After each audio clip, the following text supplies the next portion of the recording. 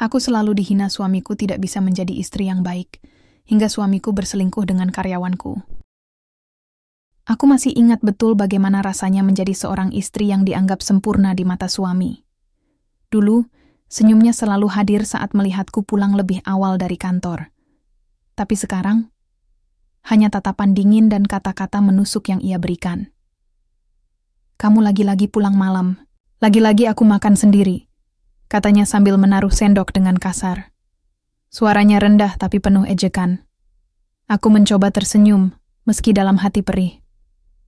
Maaf sayang, ada masalah di gudang hari ini. Aku harus pastikan semuanya aman. Ia mendengus. Selalu ada alasan. Selalu bisnismu lebih penting daripada rumah tangga kita. Aku tak menjawab. Aku tahu jika aku membalas, percakapan akan berubah jadi pertengkaran panjang. Dan aku lelah. Fisik dan emosi. Hari ini saja sudah 7 kali rapat, 2 laporan ke investor, dan 1 konflik internal yang nyaris membuat tim marketing mundur. Rumah seharusnya menjadi tempat berlindung, bukan medan perang kedua. Tapi aku tetap mencoba. Setelah makan, aku duduk di sebelahnya. Menyandarkan kepalaku di bahunya, seperti dulu. Berharap sedikit kehangatan bisa mengembalikan kenangan indah kita. Sayangnya, ia bergeser. Aku capek, Nia. Capek terus-terusan merasa sendirian dalam pernikahan ini. Aku terdiam. Hatiku sakit. Bukan karena cemburu atau marah, tapi karena aku gagal. Gagal membahagiakan suamiku. Gagal menjaga hubungan yang dulu begitu kuat. Padahal, semua ini kulakukan demi masa depan kita. Demi rumah yang layak, mobil yang lebih baik, dan kehidupan yang tidak khawatir tentang uang. Tapi sepertinya, uang tak pernah bisa menggantikan waktu bersama. Malam itu, aku berbaring di sisi ranjangku, menatap langit-langit kamar. Aku tak menangis keras-keras. Aku hanya menangis dalam diam, sambil memeluk diri sendiri. Aku mulai menyadari sesuatu, bahwa kadang, kesetiaan tidak cukup untuk membuat sebuah pernikahan bertahan. Kadang, kerja keras juga bisa menjadi tembok yang memisahkan 2 orang yang saling mencintai. Dan mungkin, aku sedang berdiri di ambang batas antara cinta dan keputusasaan. Aku mulai merasakan perubahan di sekitarku. Di kantor, tatapan rekan-rekan kerja terasa berbeda. Ada yang menjaga jarak, ada pula yang memandangku dengan rasa iba. Aku mencoba mengabaikannya. Tapi semakin hari, bisikan-bisikan kecil itu makin keras. Bunia, suaminya kemarin sore datang. Lagi ke sini, kata Dinda, staf administrasi junior, saat kami sedang menunggu lift. Ia menyebut nama Luna tanpa sadar. Katanya mau ketemu Mbak Luna. Aku tersenyum kaku. Mungkin dia cuma ingin memberiku kejutan atau sesuatu. Dinda tidak menjawab. Ia hanya menunduk dan bergegas masuk ke dalam lift begitu pintunya terbuka. Aku mencoba meyakinkan diriku sendiri bahwa itu bukan apa-apa.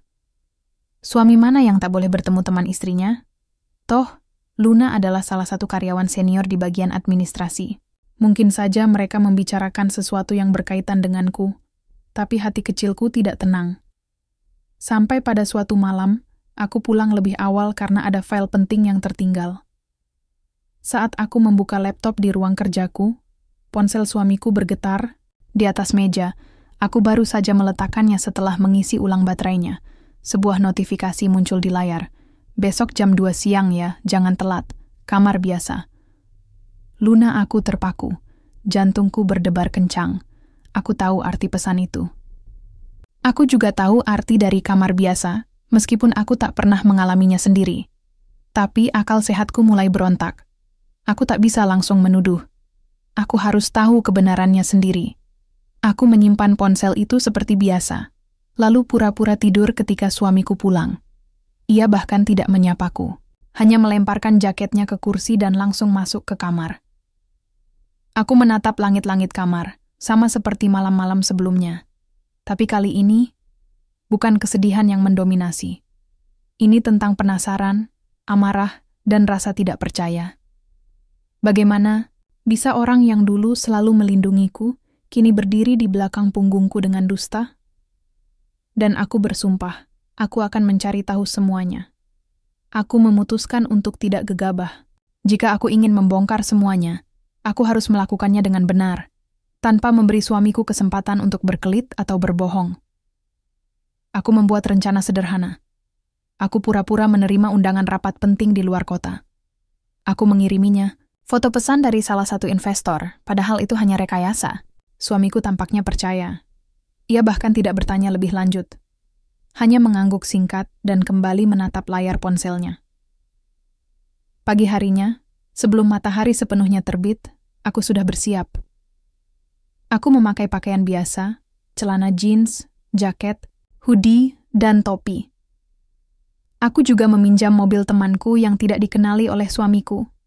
Mobil tua berwarna silver tanpa stiker perusahaan, cukup sederhana untuk menyamar. Aku mulai mengikutinya sejak ia keluar rumah. Hatiku berdebar saat melihatnya tidak menuju ke arah kantorku, tapi ke sebuah hotel di pusat kota. Hotel yang cukup mewah, tempat pasangan muda sering menyewa kamar dalam waktu singkat. Aku parkir jauh dari pintu utama, cukup jauh agar ia tidak menyadari keberadaanku. Dengan langkah pelan tapi mantap, aku mengikuti dari kejauhan. Aku melihatnya masuk ke dalam lift bersama seorang wanita berambut pirang pendek. Luna. Aku duduk di sofa depan restoran hotel, berpura-pura menunggu seseorang. Tapi matamu tak pernah lepas dari lift. Setiap detik terasa seperti siksaan. Aku bisa saja langsung menerobos masuk, tapi aku butuh bukti, bukan hanya sekadar kecurigaan.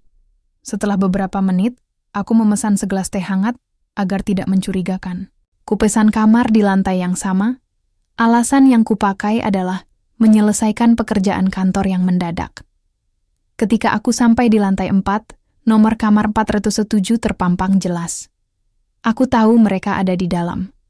Aku menarik napas panjang. Ini bukan lagi soal cinta atau pengkhianatan. Ini soal harga diri, dan aku siap menghadapi mereka. Aku berdiri di depan kamar 407. Jantungku berdebar keras, seakan-akan ingin keluar dari dada. Aku menatap nomor kamar itu seperti sedang menghadapi sesuatu yang lebih besar dari sekadar kebohongan. Ini adalah pengkhianatan nyata. Aku mengetuk pintu 2 kali. Tidak ada jawaban. Hanya suara bisikan samar dari dalam. Aku tahu mereka ada di sana. Aku mengetuk lagi, lebih keras. Siapa? Terdengar suara Luna dari dalam. Suaranya gemetar. Aku, Nia. Jawabku datar. Terdiam sejenak. Lalu aku mendengar langkah kaki mendekat. Pintu dibuka setengah. Wajah Luna pucat. Rambutnya berantakan. Bahunya hanya tertutup blus tipis. Di belakangnya, suamiku berdiri dengan kemeja setengah terbuka. Aku mendorong pintu dan masuk tanpa izin. Mereka mundur perlahan, seperti tersambar petir di siang bolong. Aku menutup pintu, lalu menatap keduanya bergantian. Jadi, ini yang kamu lakukan setiap kali aku pergi. Suamiku mencoba bicara. Nia, ini bukan. Jangan bohong lagi. Potongku. Amarahku meluap, tapi aku masih bisa mengendalikan diri. Kamu pikir aku bodoh? Kamu pikir aku tidak akan tahu? Luna menjauh, bersembunyi di balik punggung suamiku. Ia tak punya nyali untuk mengaku. Padahal ia bekerja di bawah naungan perusahaanku selama bertahun-tahun. Ia tahu aturanku. Ia tahu aku tak akan membiarkan ini terjadi. Aku merogoh tas dan mengeluarkan ponselku. Aku arahkan kamera ke mereka. Aku akan merekam ini, biar semua orang tahu siapa kalian sebenarnya. Nia, tolong, ucap suamiku lagi. Suaranya parau. Aku tertawa sinis. Aku sudah bertahan cukup lama dengan ejekanmu, dengan rasa kesepian yang kamu ciptakan. Aku pikir itu karena aku kurang menjadi istri yang baik. Tapi ternyata, kamu sendiri yang tidak pernah puas. Dan kamu bahkan berani menyakitiku dengan wanita dari perusahaanku sendiri. Aku melemparkan gelas plastik di atas meja ke arah mereka. Gelas itu jatuh begitu saja, tanpa efek apa-apa. Tapi suaraku menggelegar. Kalian benar-benar hina! Resepsionis hotel akhirnya datang karena mendengar keributan. Aku menatapnya. Saya punya bukti. Saya juga memesan kamar di lantai ini. Tolong catat semuanya. Mereka berdua hanya bisa diam. Tak ada penjelasan, tak ada pembelaan. Karena mereka tahu, kali ini aku tidak akan memaafkan. Aku pulang dengan langkah berat. Badanku lelah, tapi pikiranku terlalu panas untuk bisa istirahat. Aku masih memegang ponselku. Rekaman itu tersimpan rapi, seperti bukti nyata dari kehancuran pernikahanku. Suamiku mengikutiku diam-diam. Ia tidak mencoba membuka percakapan sejak kami keluar dari hotel. Mungkin karena ia tahu tak ada kata yang bisa menebus pengkhianatan ini. Saat sampai di rumah, aku langsung duduk di ruang tamu. Ia berdiri di depanku, seperti seorang terdakwa menunggu vonis. "Kamu mau menjelaskan?" tanyaku datar. Ia mengusap wajahnya. Aku tidak tahu lagi apa yang harus kukatakan. Jawaban yang mudah, jawabku dingin. Ia menarik napas panjang. "Ini bukan tentang kamu tidak cukup baik, Nia. Ini tentang aku, tentang kita. Aku merasa sendirian. Setiap malam aku makan sendiri.